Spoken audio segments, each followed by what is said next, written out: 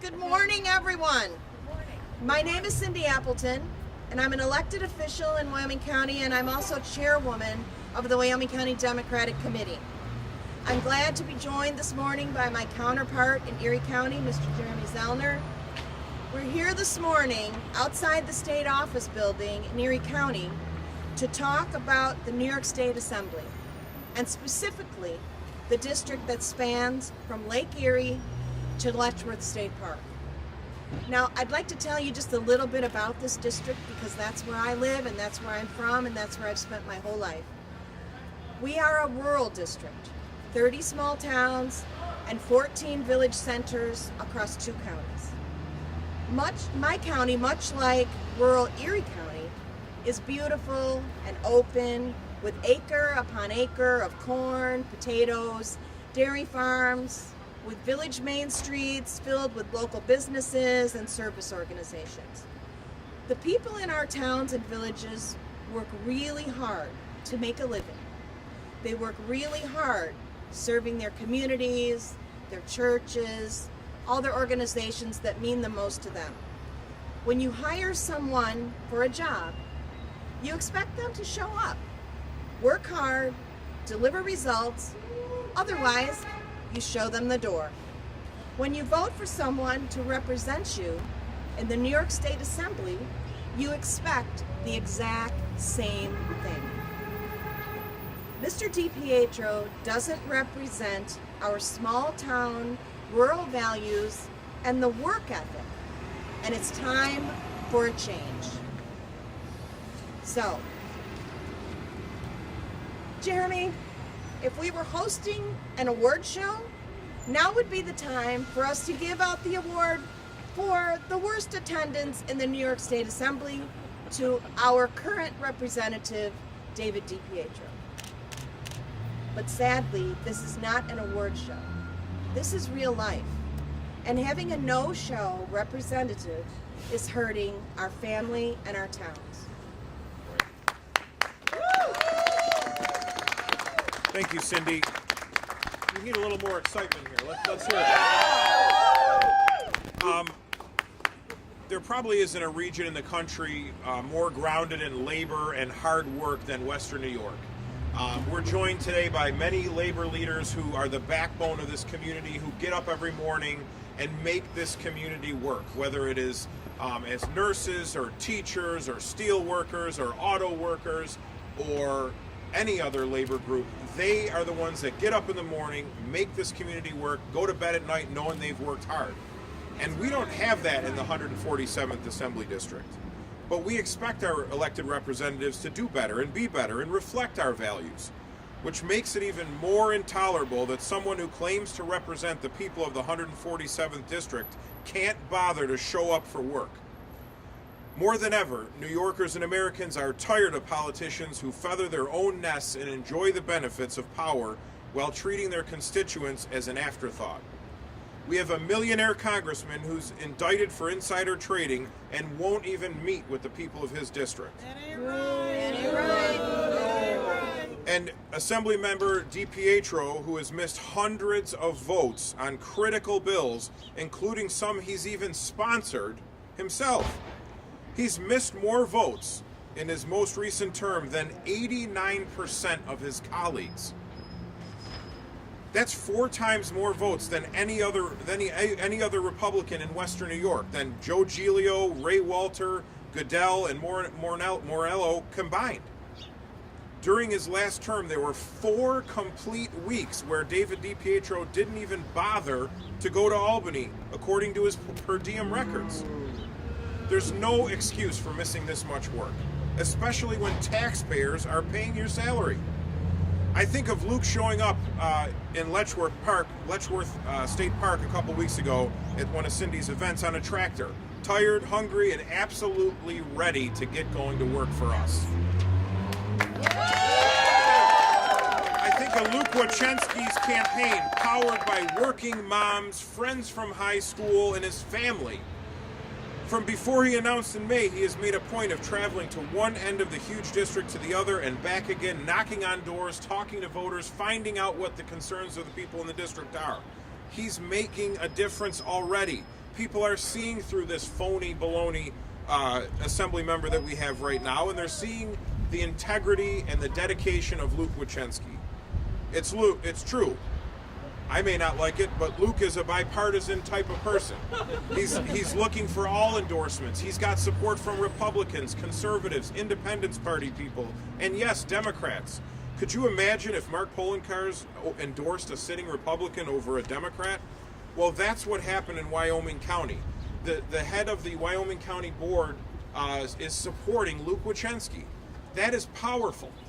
It's because Luke understands the district. It's because Luke is from the district. It's because Luke went to high school and won a state championship in football in the district. He is one of us, and I couldn't be more proud to support him. And before there are any questions from the media, the facts are the facts. I know that some people believe that there is fake news and fake facts, but these numbers don't lie. They don't lie. They're facts, and there's reality, and there are records to prove it. So there is no disputing this. Right now, I want to bring up our next assembly member from the 147th Assembly District, Luke Wachensky.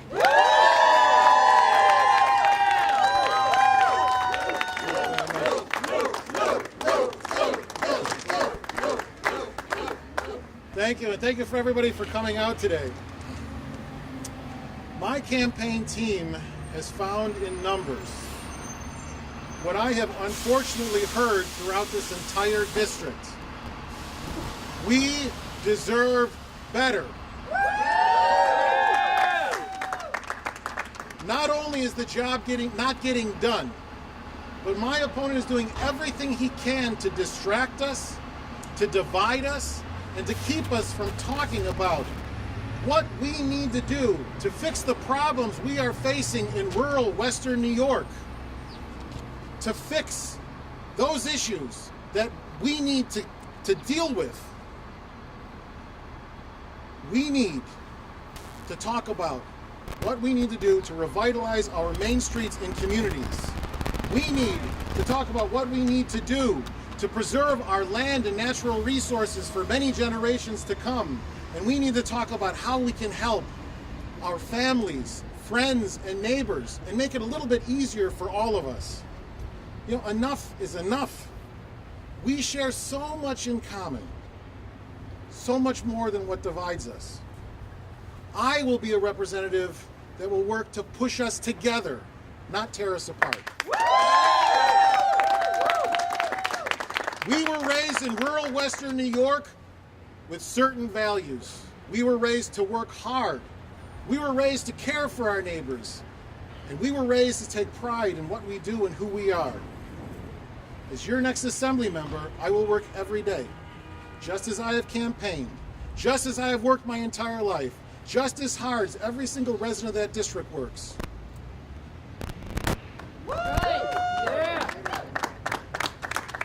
I will work as hard as I can to reflect those rural Western New York values in every single town, all 30 of them, in all 14 villages. And I will do it with civility, integrity, and respect.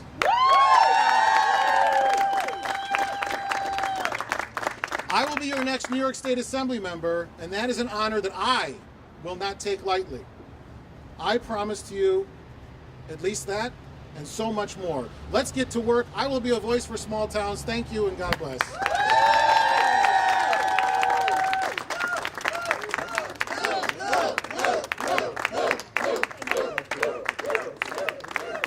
We'll be happy to take any questions if there are any.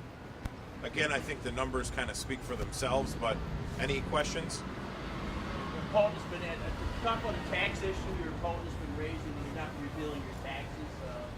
This is smoke and mirrors. When you don't have a record to run on, you try to come up with falsehoods that will distract from the problems that our district is facing. I don't owe any taxes. Period. Has he not been representing the people of the district, the farmers and stuff? Has he left those people out? I think that we have to let the facts speak for the facts. I hear every single day out in the district that calls have been left unanswered, letters have been left unanswered, and that we have had an absent assembly member. Can you elaborate on the tax issue? Because I understand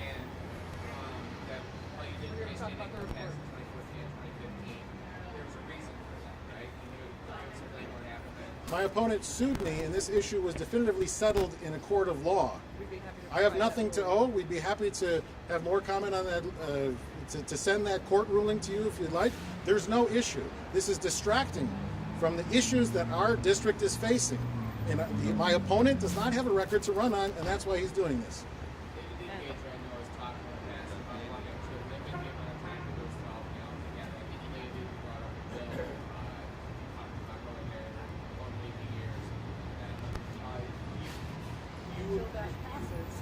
His stance being that too much money is spent on Kirby and hotels and things like that.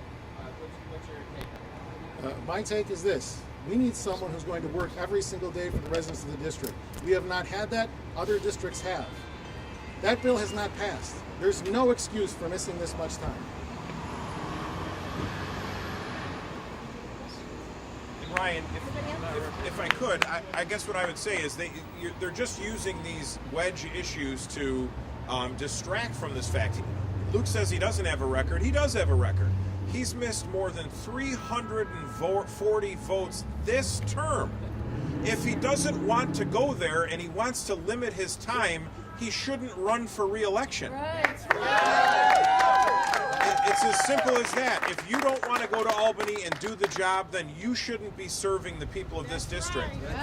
Luke has talked to countless elected officials across the aisle, and they all have the same answer. We don't even know who he is. He doesn't come to our town board meetings. He doesn't respond to our needs in our towns and villages across the community. You need somebody who's ready to do the job and be active and hit the ground running. And that's Luke Wachensky. This graphic speaks for itself. So is it your impression that he's not working in the district? I think it's very clear from everything that Luke has heard, whether it's in elected officials' offices, whether it's at door to door, that he is not existent. He runs a small business. That's what he's got his efforts into. And if that's what he wants to focus on, fine. But don't neglect the taxpayers and voters and the people who get up and work every day. His campaign wants to smear Luke that he's some kind of liberal, elitist. Well, look who's behind him here. The people behind him get up every morning and drive the bus. They pick up the garbage. They take care of people at hospitals. That's right. That's who's here working for him. That's right. He's the chair of a group that's bringing Steve Bannon to Alma next week. I believe that's in your district, right? What are your thoughts on that? We're here about this report. We're here to talk about what's happening in the districts. National political consultants come in all they want, but we're facing problems, and those are the problems we need to deal with. That's right. That's right.